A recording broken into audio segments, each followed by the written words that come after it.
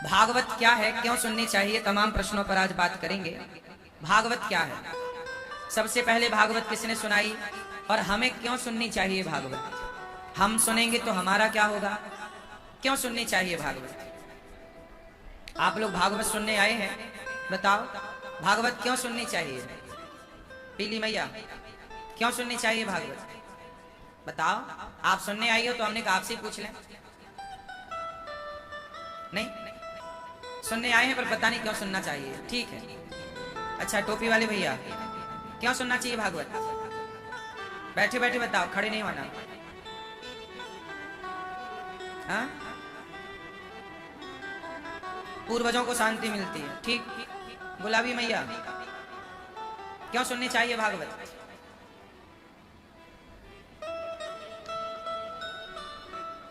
जैसे गंगा में नहाने से शरीर की शुद्धि होती है, उसी तरह सत्संग भी एक गंगा है, भागवत भी एक गंगा है।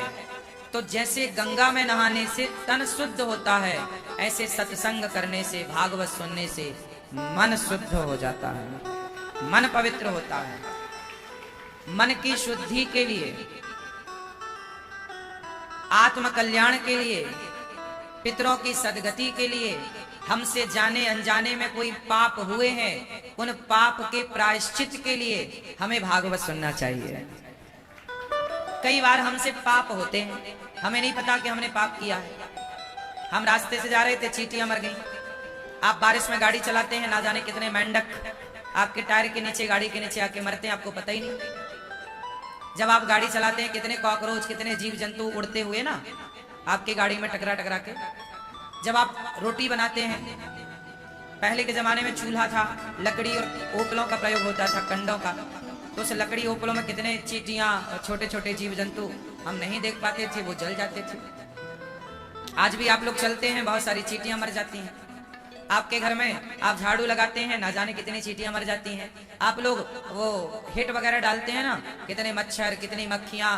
किसान लोग दवाई डालते हैं फसलों में, कितनी इल्लियां। ये तो पाप है, पर करना पड़ेगा। चूहा, अब चूहा तो कोई मारना नहीं चाहता, पर इतना नुकसान करते हैं कि आप दवाई रख देते हैं, चूहा मर जाता है। भाई आपने मारना तो नहीं चाहा, पर क्या करें, मजबूरी भी तो है। किसान इल्ली को मारना नहीं चाहता, पर मजबूरी है कि वो फसल में दवाई ना डाले तो फसल ही नहीं होगी, सारी फसल इल्ली खा जाएगी। हाँ या ना। तो ये देखो, हम चाह नहीं रहे हैं, लेकिन हमसे पाप हो रहा है। हाँ या ना, बोलो हाँ या ना। अब जैसे गांव की बूढ़ी बूढ़ी मैया बच्चों को बिठा लेती हैं पास में और जुए निकालने लगती हैं, और निकाला जुआ रखा, टिक टिक चट्ट चट्ट कर देती है। मैया आप मारती हो ना जुआ, हाँ या ना। बच्चों के सिर का निकाला जुआ, चट चट। अब क्या है ये, सही है। वो है तो पाप ही, लेकिन मजबूरी है, करना पड़ेगा। क्यों, कुछ पाप ऐसे हैं इस संसार में जो आया है वो पाप से बच नहीं सकता। कोई बच के दिखाए, कैसे बचोगे। आग तो जलाओगे ना, आग जलती है तो ना चाह करके भी बहुत सारे, देखो कई बार दूध आप पकाते हैं, दूध की भाप से मक्खी दूध में गिर जाती है मर के, तो आप कहां बचोगे। और तो सब ठीक है, आप नहाते हो तो पसीना जो होता है, हमारे शरीर में ना जाने कितने तरह के बैक्टीरिया होते हैं, हम नहाते हैं तो मर ही जाते हैं। हाँ या ना। इस संसार में ऐसा कोई नहीं है जो पापों से बच जाए। तो हम पापों से तो बचने का क्या प्रयास करें। ये सामान्य पाप हैं, होंगे जो मैंने गिनाए। अब इन पापों को तो हमने कर ही लिया है, ना जाने हमसे कितनी मक्खी, मच्छर, चूहा, इल्ली और चींटी, कॉकरोच सब मर ही चुके हैं।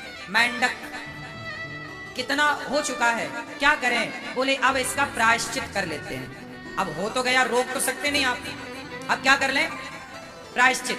क्या कर लें, बोलो, प्रायश्चित कर लें। तो इस सारे पाप का प्रायश्चित क्या है? बोले जब आप भागवत सुनते हैं तो आपके जीवन में ये सारे छोटे मोटे जो पाप हैं उन पापों से आप मुक्त हो जाते हैं। भागवत जी आपको निष्पाप कर देती है।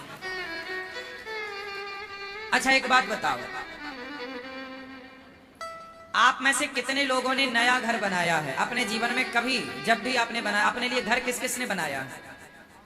जो बनाए हैं वो हाथ उठाएं।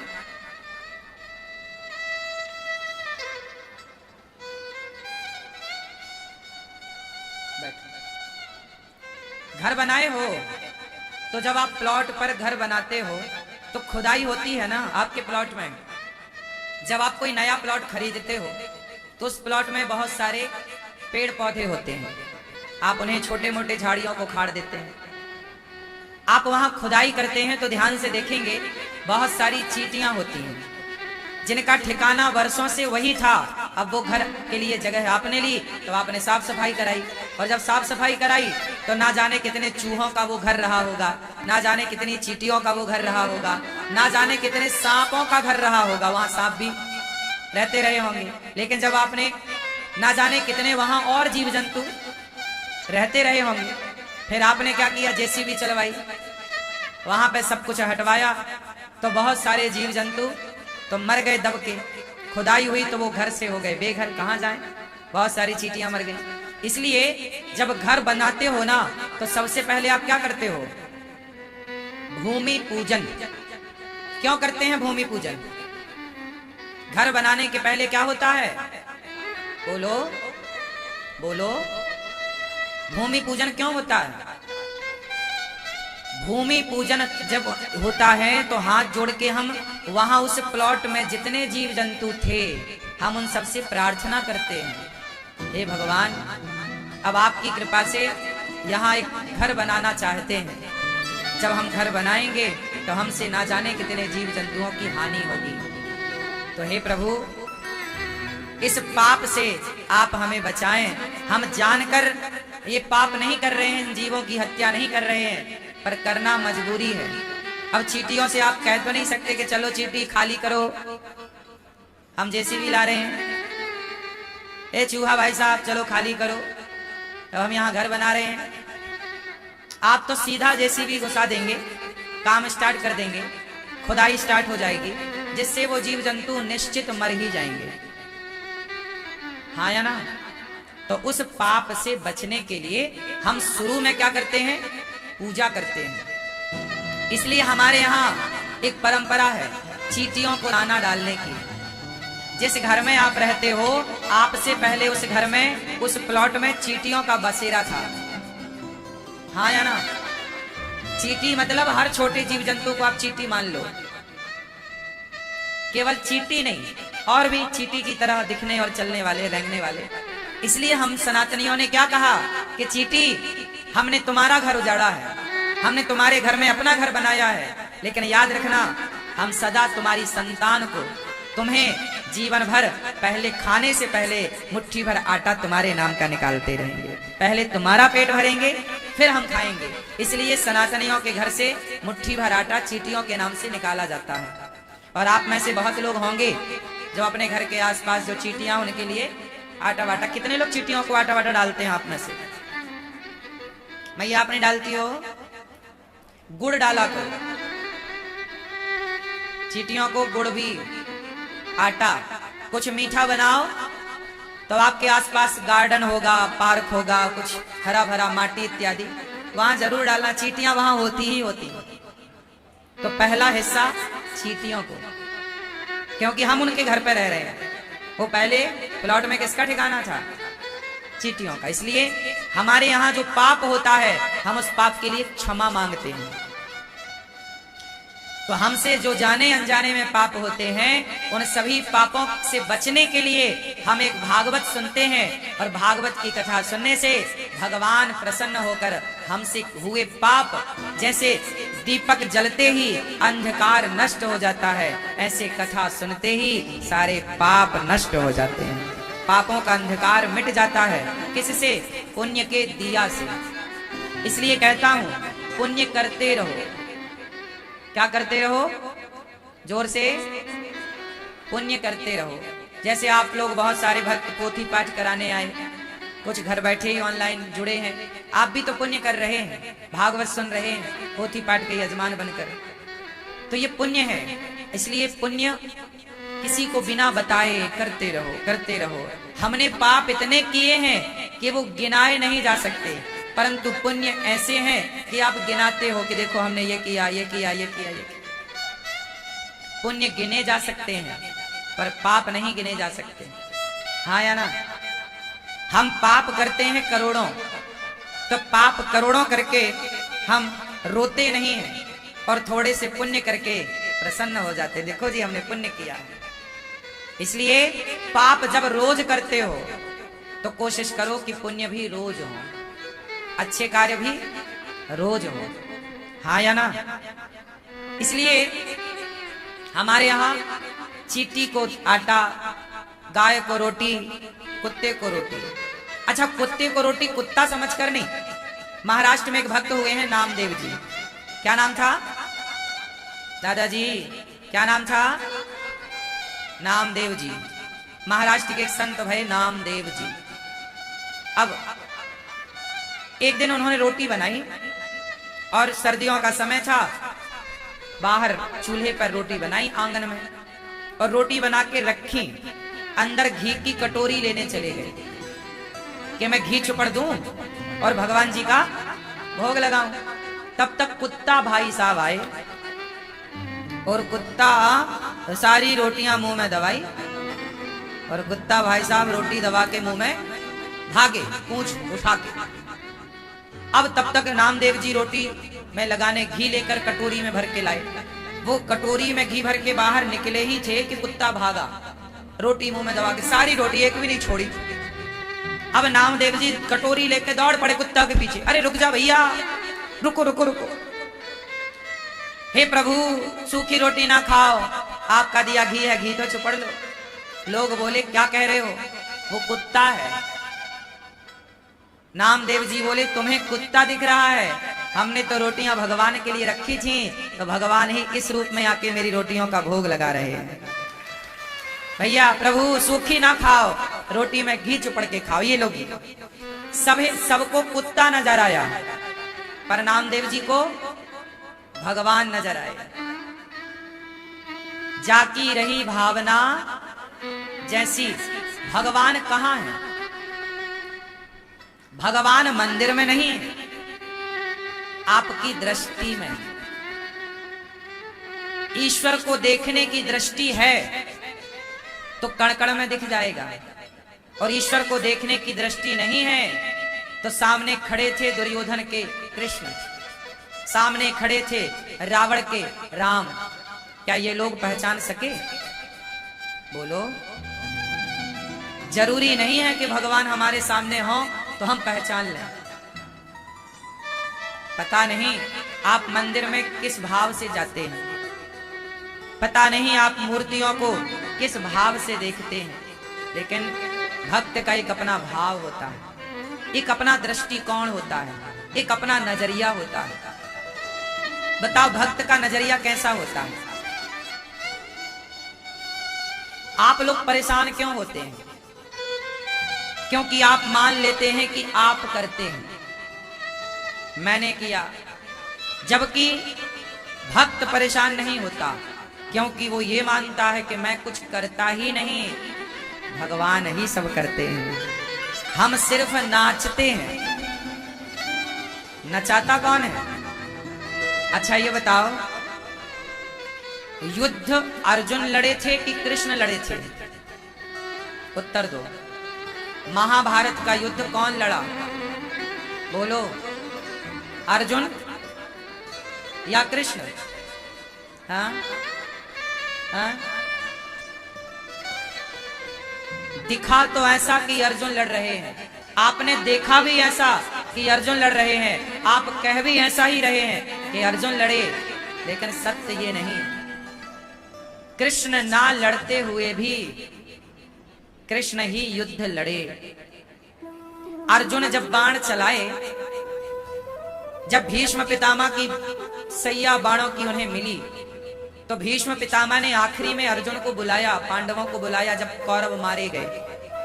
तो पितामह ने कहा, अर्जुन ये मत सोचना कि तूने मुझे मार दिया है, तूने महाभारत जीत लिया है। तेरे बाणों में इतनी शक्ति नहीं थी कि मेरे शरीर को भेद सके तेरे बाण। अब बताओ, क्या भीष्म पितामह के शरीर को पार बाण कैसे चुभे थे? पितामह को शरीर को पार कर चुके थे, हाँ या ना? आर पार हो गए थे ना। भगवान पितामह ने कहा, अर्जुन तुम्हारे बाणों में इतना बल नहीं था कि मेरे शरीर को भेद सके। तुम्हारा बाण मेरे शरीर को प्रभावित नहीं कर सकता था। तुम्हारे प्रत्येक बाण में मैंने कृष्ण के सुदर्शन का दर्शन किया है, और सुदर्शन के वेग से वो बाण और शक्तिशाली हो गए और वो मेरे शरीर को भेदते हुए पार हो गए। बाहर की दृष्टि से ये लगता है कि अर्जुन लड़ रहे हैं, पर गहराई से समझ में आया कि अर्जुन तो कठपुतली थे। ऐसे ही हम सब अर्जुन हैं। हमें लगता है हम कर रहे हैं, पर नहीं, भगवान ही हमसे सारा कार्य करा रहे हैं। और हम झूठे डींगे मारते हैं कि हमने किया, हमने किया, हमने किया। आपका दृष्टिकोण ये कहता है कि अर्जुन ने युद्ध लड़ा, पर मेरा दृष्टिकोण कहता है कि कृष्ण ने युद्ध लड़ा। बताओ कौन सा दृष्टिकोण सही है? बोलो, अर्जुन ने लड़ा या कृष्ण ने लड़ा? कौन सी बात सही है? बोलो। दिख तो ऐसा रहा कि अर्जुन लड़ रहे हैं, महाभारत में ऐसे ही लिखा है कि अर्जुन लड़े, आप इसे नकार भी नहीं सकते।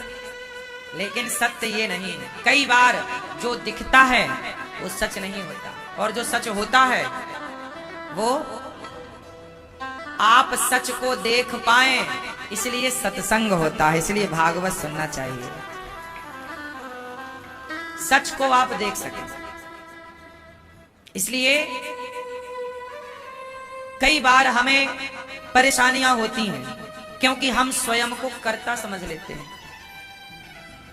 और जो भक्त कोटि के लोग होते हैं वो क्या मानते हैं? याद रखिएगा, जो भक्त होते हैं ना, वो हर हाल में क्या होते हैं? प्रसन्न। क्या होते हैं? खुश। जो दुखी हो जाए वो भक्त नहीं हो सकता। आप दुखी कब होते हैं? जब आपको ये लगता है कि मेरा अपमान हुआ, मेरा सम्मान हुआ। जब आपका अपमान होगा तो आप दुखी होंगे, जब आपका सम्मान होगा आप सुखी होंगे। आप ये मान लेंगे कि मेरा अपमान हुआ, मेरा सम्मान हुआ, तो आप भक्तों की श्रेणी में हैं ही नहीं। आप कहां भक्तों की श्रेणी में? आप ये मान रहे हैं कि मेरा अपमान हुआ, आप ये मान रहे हैं कि मेरा सम्मान हुआ। जो भक्त की श्रेणी में होगा वो अपमान से प्रभावित नहीं होगा और सम्मान से प्रसन्न नहीं होगा। वो ये मानेगा कि ये अपमान भी मेरा नहीं, ये सम्मान भी मेरा नहीं, मैं क्या कर रहा हूं? भगवान मेरे से सब कुछ करा रहे हैं।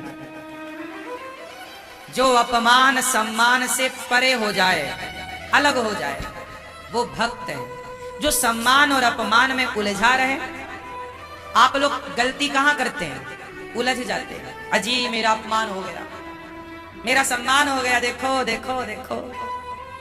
इस अपमान इस सम्मान से आप ऊपर पूरी जिंदगी में उठ ही नहीं पाते। इस सम्मान अपमान के दलदल में ही पड़े पड़े आप मर जाते हैं। इससे ऊपर उठने का आप सोच भी नहीं सकते, आप सोचते भी नहीं हैं। इसलिए आपसे कहता हूं, मैं आपको एक अलग दृष्टिकोण देना चाहता हूं, एक अलग जीवन देना चाहता हूं। हमारे यहां सम्मान को जानते हो क्या बोला गया है? प्रतिष्ठा को विष्ठा के समान उपमा दी है ऋषियों ने। प्रतिष्ठा कैसी है? विष्ठा के समान। विष्ठा समझते हैं?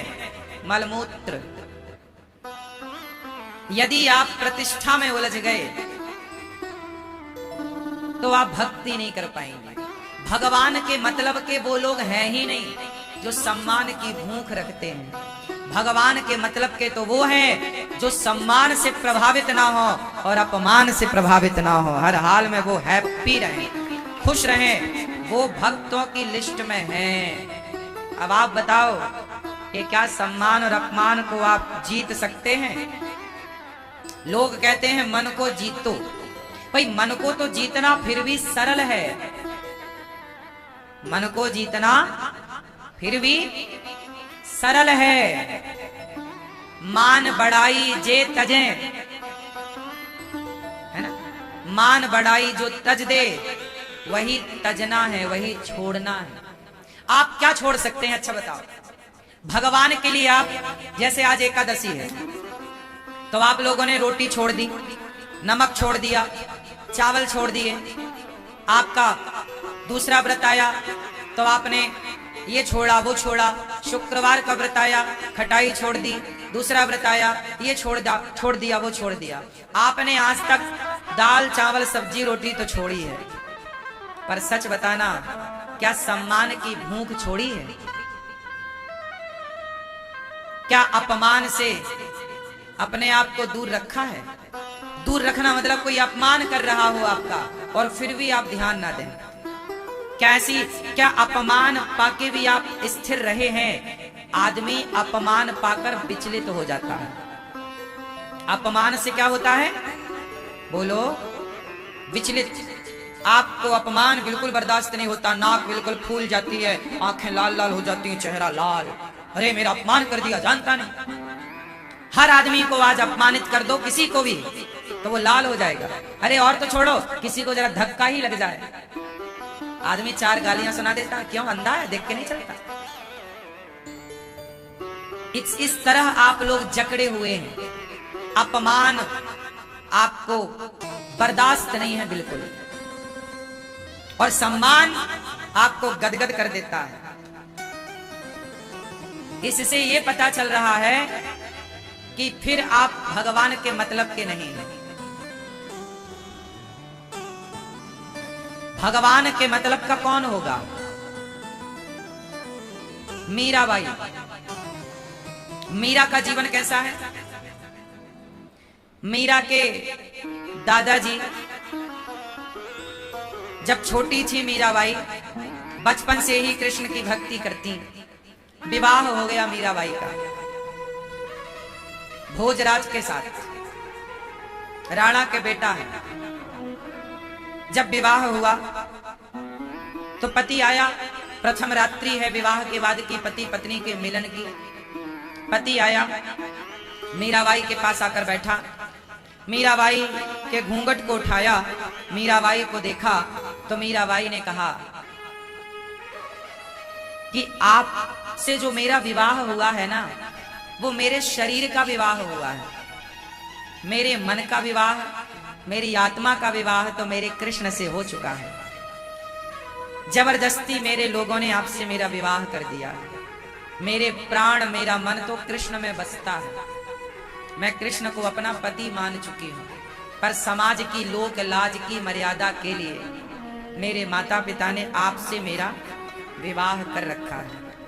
मेरे मन पर तो मेरे कृष्ण का वास है, मेरे मन पर, मेरी आत्मा पर तो मेरे कृष्ण का अधिकार है। बात रही शरीर की, यदि शरीर की भूख आपको है तो आप अपनी भूख मेरे शरीर से मिटा लीजिए।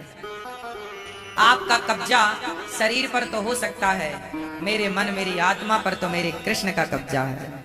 ये बात मीरा ने पहली रात्रि को, पहले मिलन में ही अपने पति को स्पष्ट कर दिया। और मीराबाई के पति भी अच्छे थे, भोजराज बढ़िया थे, उन्होंने मीरा को बिल्कुल परेशान नहीं किया। मीरा की इच्छा के अनुसार उनके कमरे में मंदिर बनवाया, भगवान की पूजा आरती की व्यवस्था की, वो बढ़िया थे। पर जो सास थी, जो ससुर थे, मीराबाई संगीत कीर्तन में जाती, कथा में जाती तो ससुर को ऐतराज होता कि तू इतने बड़े घर की बहू है, तू वहां जाके सत्संग में बैठती है, सब लोग देखते हैं, अच्छा नहीं लगता। उस समय घूंघट पर्दा प्रथा कितनी ज्यादा थी। बोले तुम जाती हो, हमारे कुल का नाम खराब होता है। अब या तो कुल का नाम बचाए या तो कृष्ण से प्रेम करे।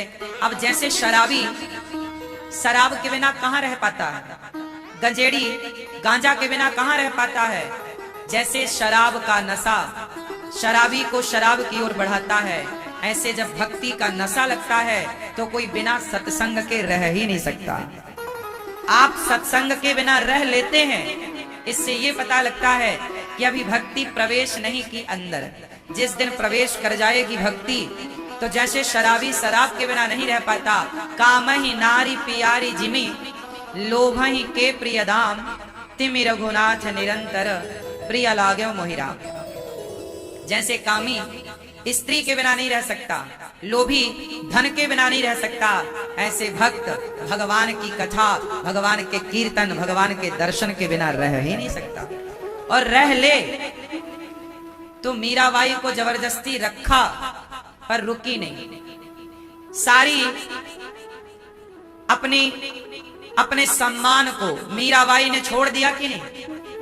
क्या सम्मान का उन्होंने कोई बोध रखा कि नहीं जी मेरा सम्मान बिगड़ेगा, मैं जाऊंगी? क्या उन्होंने अपमान से आहत हुई? आप लोग अपमानित हो जाएं तो आपको रात को नींद नहीं आती, अरे मेरा अपमान हो गया। लेकिन मीराबाई क्या कहती है सास, तूने तो मेरे कुल का नाश कर दिया, कुल नासी है।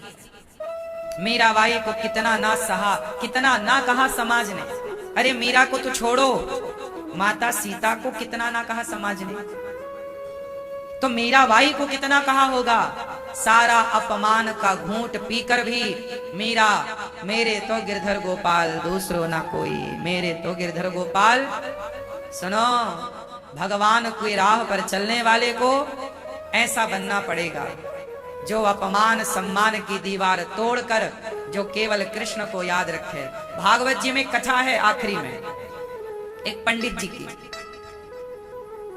एक पंडित जी थे, वो बड़े कंजूस थे, ना पत्नी को कुछ पहनाते बढ़िया साड़ी वाड़ी महंगी, ऐसे सामान्य तो सस्ती वस्ती देते, ना तो बढ़िया खाते, ना बढ़िया घर बनाए। पैसा बहुत था पंडित जी के पास, पर 1 रुपए भी उन्होंने खर्च नहीं किया। आखिरी में पत्नी ने और बच्चों ने योजना बनाई कि इस बूढ़े को मार देते हैं, क्योंकि देखो कुछ हमारे लिए खर्च तो करता नहीं। ये योजना उस बूढ़े आदमी के कान में आ गई। उसने सुन लिया उस पंडित जी ने कि ये मेरे बच्चे, मेरी पत्नी मुझे मारने का प्लान कर रहे हैं। उस बूढ़े के अंदर वैराग्य हो गया। अरे राम राम, जिस परिवार के लिए मैं कमाता रहा, जोड़ता रहा, वो परिवार मुझे समझ ना सका और मुझे ही मारने चला। उसने सब कुछ सौंप दिया अपने परिवार को, ये लो ऐस करो, और खुद घर छोड़कर चला गया।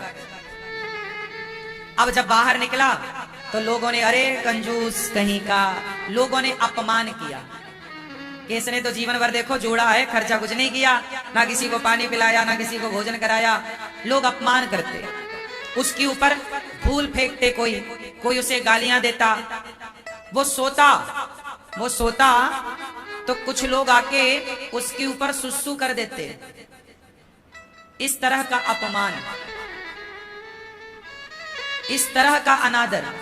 लेकिन वो इस अनादर से बिल्कुल भी प्रभावित नहीं हुआ, वो इस अपमान से बिल्कुल भी प्रभावित, बोलो, नहीं हुआ।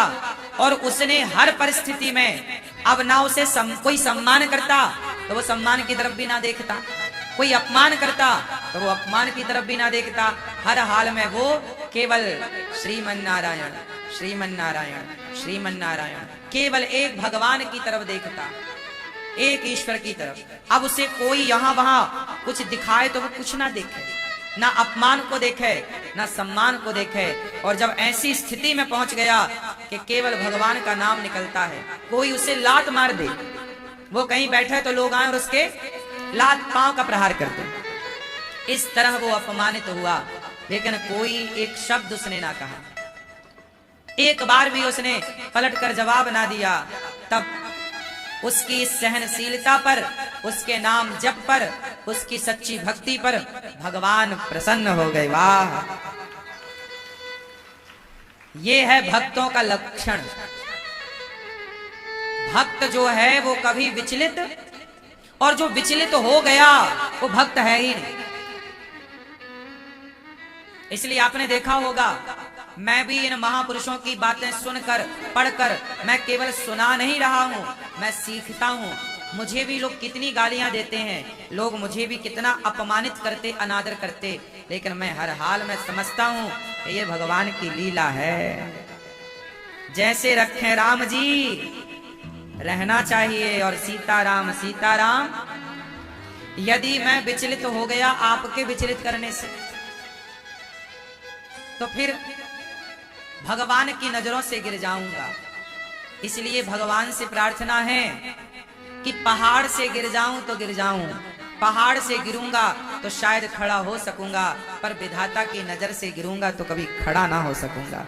इसलिए मुझे इस बात का कोई डर नहीं है कि आपकी नजरों में मैं हूं या गिर चुका हूं। मैं इस बात से परेशान नहीं हूं कि आपकी नजरों से गिर रहा हूं। मुझे डर इस बात का है कि भगवान की नजरों से ना गिर जाऊं। इसलिए तो आप सब गाते हो, आप सब कहते हो, नजरों से गिराना ना, चाहे जितनी सजा देना, नजरों से जो गिर जाए मुश्किल है संभल पाना। तो नजरों से, किसकी नजरों से?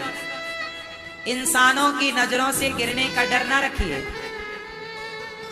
इंसानों ने तो अपनी नजरों से, कुछ लोगों ने तो माता सीता को भी अपनी नजरों से गिरा दिया था उस समय,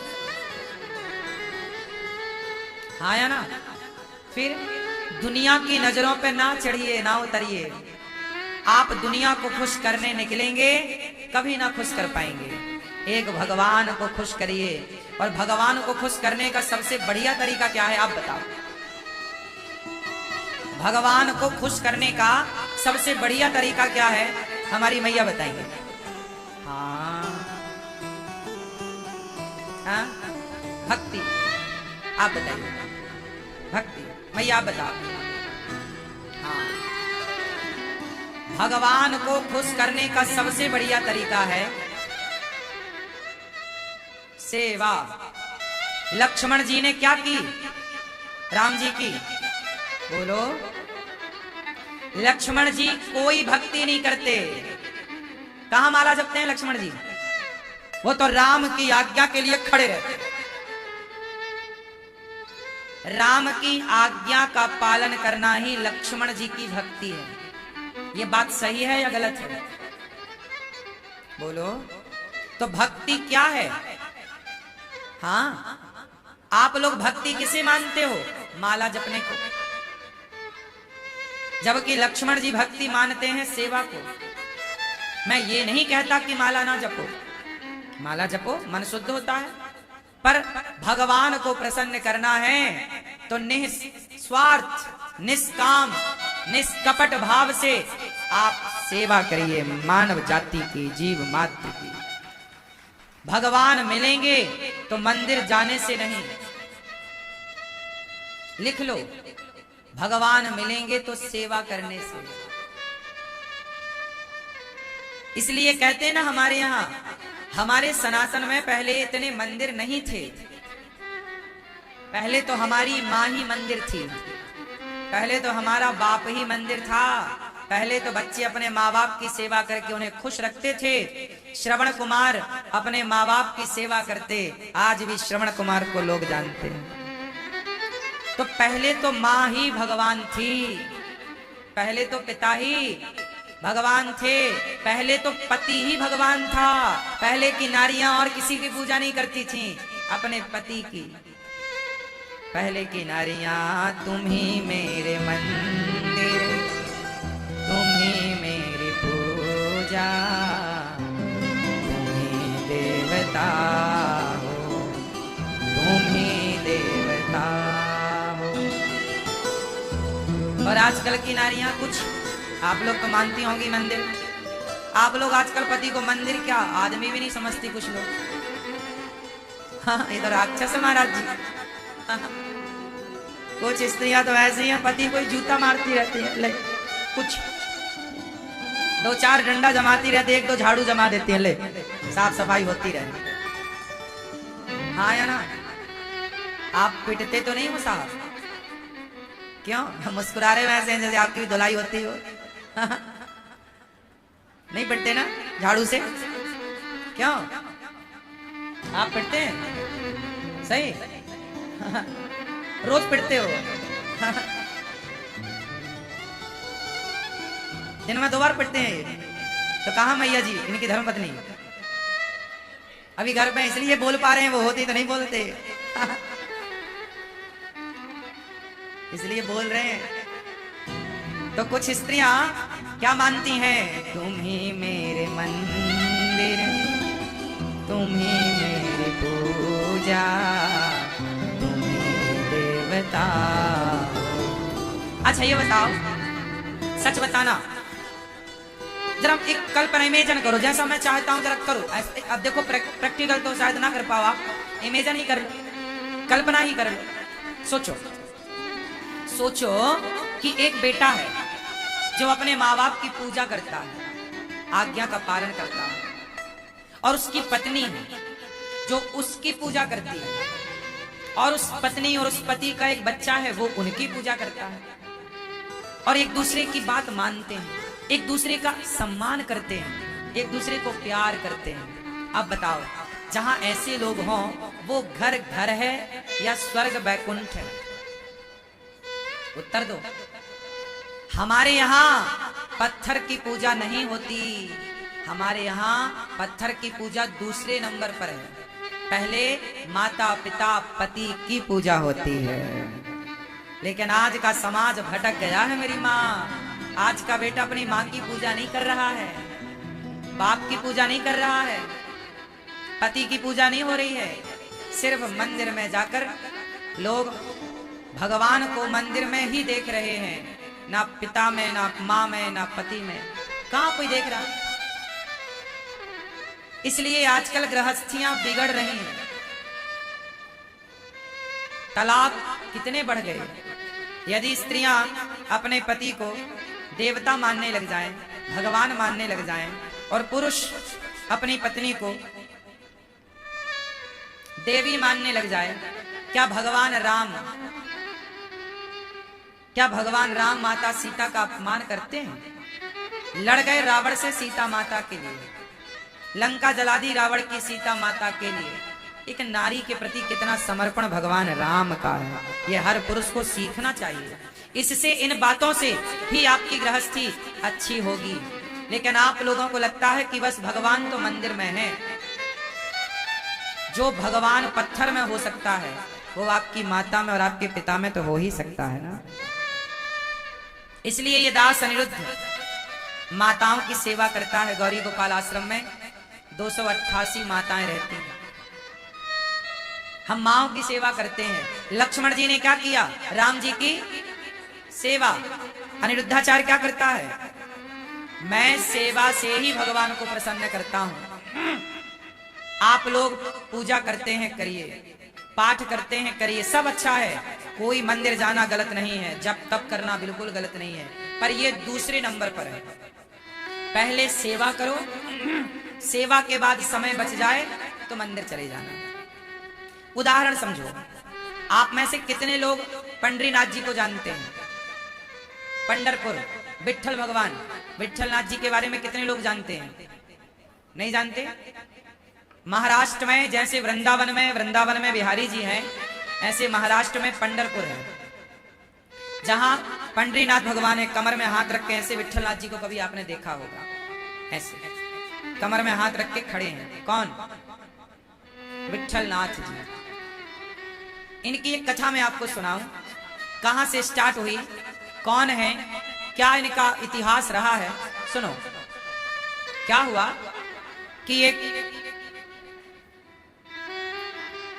पुंडरीक नाम के एक भक्त थे। भक्त नहीं, सामान्य एक बालक था पहले तो। फिर पुंडरीक नाम के एक जो भक्त थे, वो उनका एक लौता बेटा था अपने माँ बाप का। तो माँ बाप का एक लाडला बेटा, तो माँ बाप उससे बहुत प्यार करते।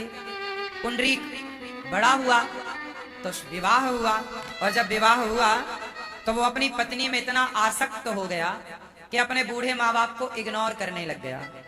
बूढ़े माँ बाप की सेवा करनी उसने छोड़ दी। जब बूढ़े माँ बाप की सेवा करनी उसने छोड़ दी, तब बूढ़े माँ बाप को लगा कि अब तो हमारा बेटा देखता भी नहीं, अब घर में रहने से कोई फायदा नहीं। तो दोनों पति पत्नी, बुढ़ा बुढ़ी ने, माँ बाप ने विचार किया कि चलो अब तीर्थ यात्रा चलते हैं, वहीं मर जाएंगे, अब घर नहीं आएंगे वापस, क्योंकि बेटा तो देखता भी नहीं, आदर सत्कार करता ही नहीं। तो माँ बाप तीर्थ यात्रा के लिए निकल गए। तो बहू,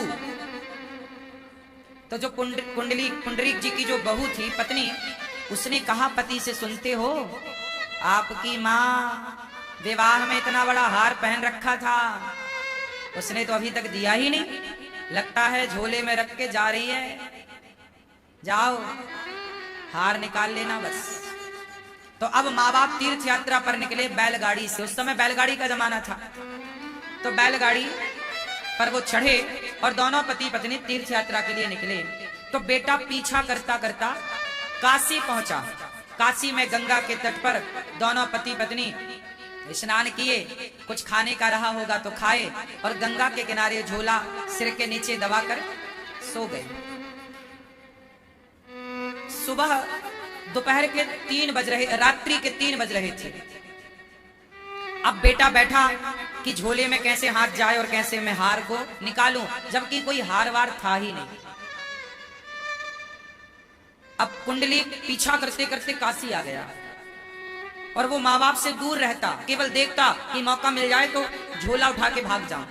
देखिए, खुद का बेटा खुद के माँ बाप की चोरी करने आया है।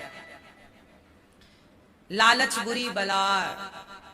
गए पुंडरीक, तभी झोला के पास वो पहुंचे, तब तक उन्होंने देखा कि गंगा मैया, गंगा नदी से एक स्त्री निकल कर गई, जो बिल्कुल गंदी, गंदे कपड़े, गंदा शरीर, और वो गई और उन्होंने उस पुंडरीक जी के प्रणाम किया। उस स्त्री ने उनके माता पिता को प्रणाम किया, सोए हुए माँ बाप का दर्शन किया।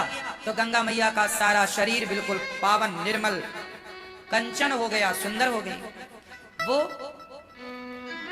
पुंडरीक बोला, देवी रुको रुको, आप कौन है? आप जब आई थी तब गंदी थी और मेरे पिता को देखते ही आप पवित्र हो गई, सुंदर हो गई, कौन है आप? तब उन्होंने कहा, बेटा मैं गंगा माँ हूं। गंगा माँ? तो ये मेरे पिता का दर्शन आपने मेरी माँ का दर्शन क्यों किया? और आप गंदी थी, साफ कैसे हो गई? तब गंगा माता ने कहा, गंगा मैया ने, कि बेटा तेरे जैसे नालायक बेटा जब गंगा में स्नान करते हैं तो मैं अपवित्र हो जाती हूं। जो तुम अपने माँ बाप की तुमने सेवा तो की नहीं, तुम अपने माँ बाप के पीछे आ गए चोरी करने, सेवा तो कुछ की नहीं। जब तुम जैसे पापी बेटा गंगा में स्नान करता है तो मैं अशुद्ध हो जाती हूँ, अपवित्र हो जाती हूँ। लेकिन जब तुम्हारे माँ बाप ये बड़े संत हैं, बड़े तपस्वी हैं, बड़ी श्रद्धा है इनकी, जब ऐसे धर्मात्मा गंगा स्नान करते हैं तो मैं भी निर्मल हो जाती हूँ, पवित्र हो जाती हूँ। अब उस बच्चे की बुद्धि ना सुधर गई गंगा माँ की इस बात से। जब निर्मल बुद्धि हुई तो वो अपने माँ बाप के कदमों में गिर पड़ा और माँ बाप को लेकर के घर गया और माँ बाप की इतनी सेवा की, इतनी सेवा की कि एक दिन द्वारिकाधीश माता रुक्मणी जी शाम का भोजन कराई और भगवान श्री कृष्ण ने शाम का भोजन किया और भोजन करके श्याम सुंदर थोड़ा टहलने के लिए गए। तभी भगवान को याद आया कि मैं जरा दर्शन करके आता हूँ। तो रुक्मणी माँ बोली कि आप किसका दर्शन कर रहे हैं? सब तो आपका दर्शन करते हैं। तब भगवान कृष्ण बोले द्वारिका में रुक्मणी माँ से कि सुनो, पंढरपुर में मेरा एक भक्त है, नाम है पुंडरीक।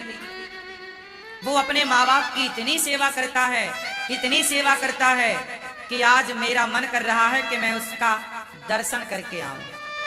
रुक्मणी माँ बोली, तो आप मुझे भी ले चलो, मुझे भी ले चलो, मैं भी जरा उस भगत का दर्शन करूं जो माँ बाप की सेवा करता है।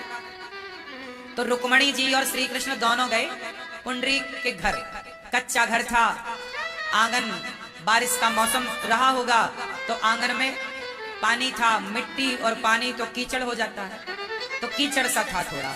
तो भगवान पहुंचे द्वार पर, बोला, भगवान ने आवाज लगाई, पुंडरीक, बेटा पुंडरीक। हाँ भैया जी बताओ कौन? पुंडरीक ने कहा, मैं कृष्ण हूं, द्वारिका से आया हूं।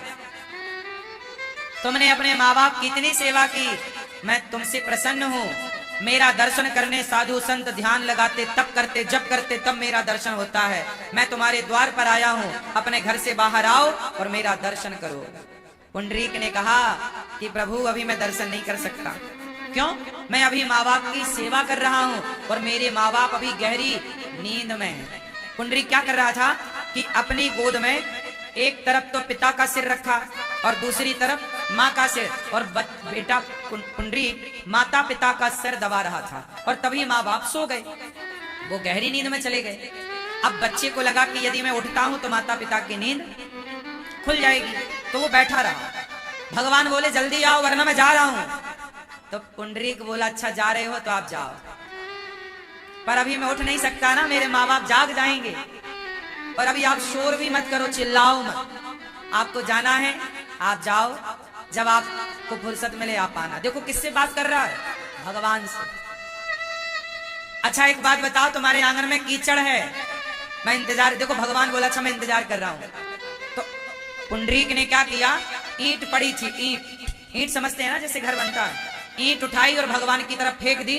बोले इस पर खड़े हो जाओ, आपको कीचड़ लग रहा होगा ना, पांव गीले हो, तो ईंट पर खड़े हो जाओ। ईंट फेंक दी भगवान की तरफ। तो भगवान ईंट पर खड़े और कमर में हाथ रख के इंतजार कर रहे हैं, जल्दी आओ जल्दी आओ। भगवान बोले, पुंडरीक बेटा तुम्हें लगता नहीं कि तुम भगवान का दर्शन कर लो, जल्दी तुम्हें कर लेना चाहिए। भगवान मैं चला गया तो? पुंडरीक बोला कि जिन माता पिता की सेवा के बल पर आप यहां तक आए हैं ना, तो प्रभु इतनी कृपा करो कि मेरे द्वार के भीतर आकर मुझे यहीं से दर्शन देने की कृपा करो। भगवान भीतर आए, भगवान का दर्शन किया। भगवान ने कहा, पुंडरीक तुमने माँ बाप की इतनी सेवा की, इतने सच्चे भाव से की कि मैं खिंचा चला आया। सच बताता हूँ, सेवा करने वाला भगवान के पास नहीं जाता, भगवान स्वयं उसके पास आते हैं। ये सेवा की ताकत है। कहा भगवान ने, पुंडरीक कुछ मांग लो, कुछ मांग लो। कहा पुंडरीक ने कि प्रभु आप अभी जैसे खड़े थे ना, वैसे ही खड़े हो जाओ उस ईंट के ऊपर। भगवान ईंट के ऊपर खड़े हो गए, कमर में हाथ रखे। पुंडरीक ने कहा, प्रभु आपका ये दर्शन मैं करूं ऐसा नहीं, मेरे माता पिता अभी जागेंगे तो वो भी आपका दर्शन करेंगे, माँ रुक्मणी का भी दर्शन करेंगे, और तमाम भक्तों को आप ऐसे ही दर्शन देकर कृतार्थ कीजिए। भगवान बोले कि अच्छा तुम्हारी क्या इच्छा है? पुंडरीक बोले कि आप यूं ही खड़े रहिए और सारे भक्तों को दर्शन देकर पतितों को पावन करते रहिए अपने दर्शन से। भगवान बोले मैं जरूर ऐसे ही खड़ा रहूंगा तुम जैसे भक्तों के लिए। तब से लेकर आज तक भगवान कमर में हाथ रख के, पंडरीनाथ जी पूरे दुनिया में एक पंडरीनाथ जी ऐसे हैं जहां भगवान श्री कृष्ण के साथ राधा जी नहीं, रुक्मणी माता विराजी हैं। रुक्मणी माँ पंढरपुर में पंडरीनाथ जी के पास रुक्मणी माँ विराजी हैं। आज भी कमर में हाथ रख के भगवान खड़े हैं। किसके लिए? भक्त के लिए। किस भक्त के लिए? जो माता पिता की सेवा करता है। इसलिए भगवान को मंदिर में ढूंढने ना जाओ, माता पिता में ही भगवान का दर्शन करो। ये दास अनिरुद्ध ये बातें केवल कहता है ऐसा नहीं, मैं रोज अपनी वृद्ध माओं के चरण दबाकर रोज माओं की सेवा करके उन्हें खुश रखता हूँ। और मुझे लगता है कि मैं माओं की सेवा करता हूँ तो माओं की सेवा नहीं, भगवान की सेवा हो रही है। ये आपसे भी प्रार्थना करता हूँ कि आप भी गौरी गोपाल आश्रम में जो बेसहारा वृद्ध माताएं रहती हैं, आप भी इन वृद्ध माओं का सहारा बने, आप भी सेवा से जुड़ें। 288 माएँ हैं। अब सोचिए,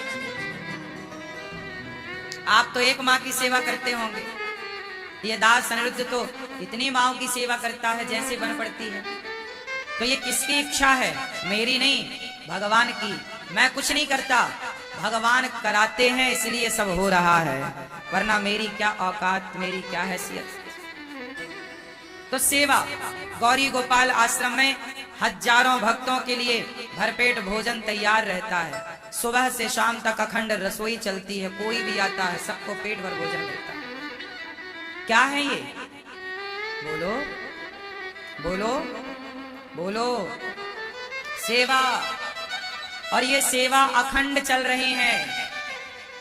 लोग मुझे इतनी गालियां देते हैं, इतना अपमानित करते हैं, उस अपमान को भी मैं ध्यान ना देकर अपनी सेवा के कार्य में लगा रहता हूं, क्योंकि मुझे पता है 6 चीजें ईश्वर के हाथ में है। कितनी चीजें भगवान के हाथ में है? कौन कौन सी? हानि, बोलो हानि, लाभ, जीवन। मैं कब तक जीऊंगा ये आपके हाथ में नहीं है, मैं कब मरूंगा ये आपके हाथ में नहीं है, मेरा जन्म कहां होगा, मैं कहां मरूंगा, ये किसी के हाथ में नहीं। ये किसके हाथ में है?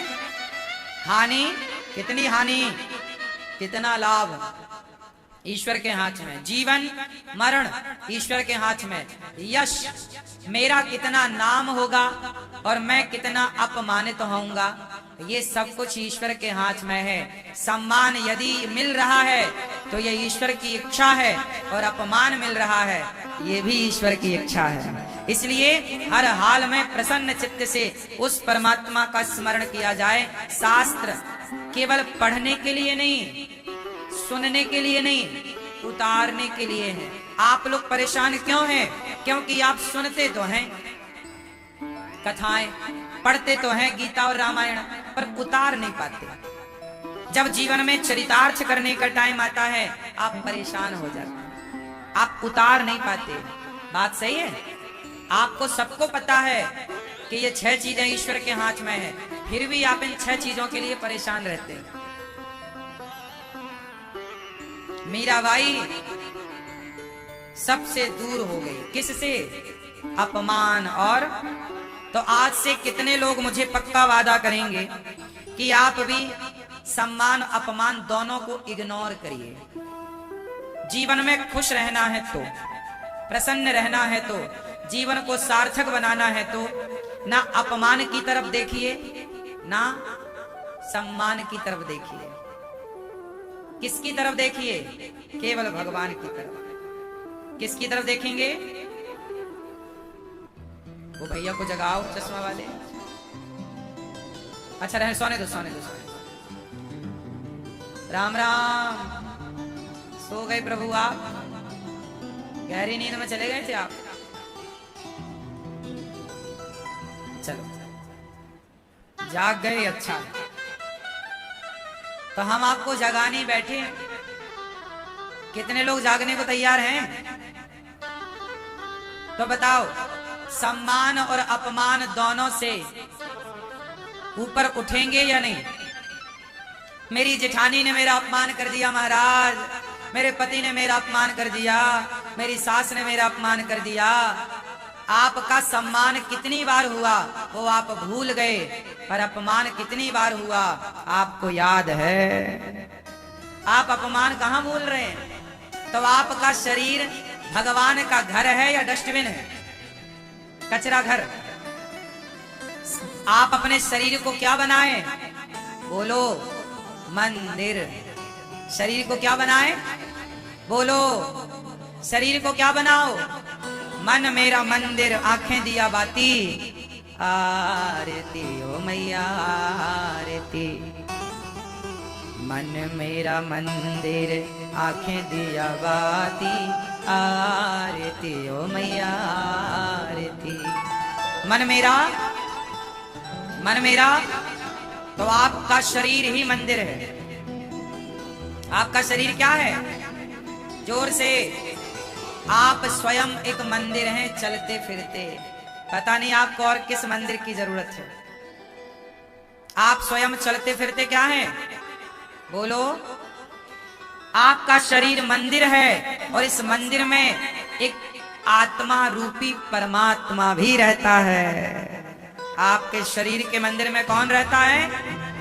एक परमात्मा, जिसे आप आत्मा कहते हैं। लेकिन आप खुद को जान नहीं पाए, खुद को समझ नहीं पाए। आप अनिरुद्धाचार्य को जानो मत जानो, औरों को जानो मत जानो, कम से कम खुद को जान लो।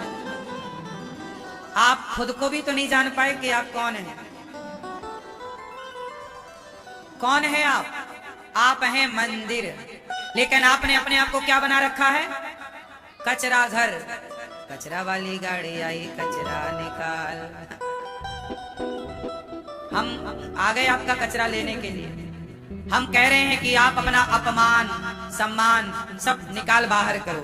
अपने भीतर जितनी ईर्ष्या द्वेष नफरत घृणा है सब बाहर करो, और अपने भीतर केवल प्रेम, केवल भगवान को धारण करो। अपने आत्मा को ही ईश्वर के नजरिए से देखो कि आपके भीतर स्वयं ईश्वर विराजे हैं। ईश्वर को भीतर देखने का प्रयास करो। बाहर कुछ ना मिलेगा सिवाय झंझट के। बाहर पत्थर है। क्या बताएं आप लोग, अब पता नहीं मेरी बात समझते हैं या नहीं। मैं जो कहना, कई बार क्या है ना मेरी माँ, मैं आपको जो समझाना चाह रहा हूं, पता नहीं आप वो समझ पा रहे हैं कि नहीं, ये सवाल है। मैं समझा कुछ रहा हूं, हो सकता है आप समझ कुछ रहे। हाँ, तुझ में प्रभु दिखते हैं यारा, मैं क्या करूं। सब में प्रभु दिखते हैं यारा, मैं क्या करूं। सब में तो है, एक चीज बताओ जहां वो ना हो। क्यों मेरी माँ?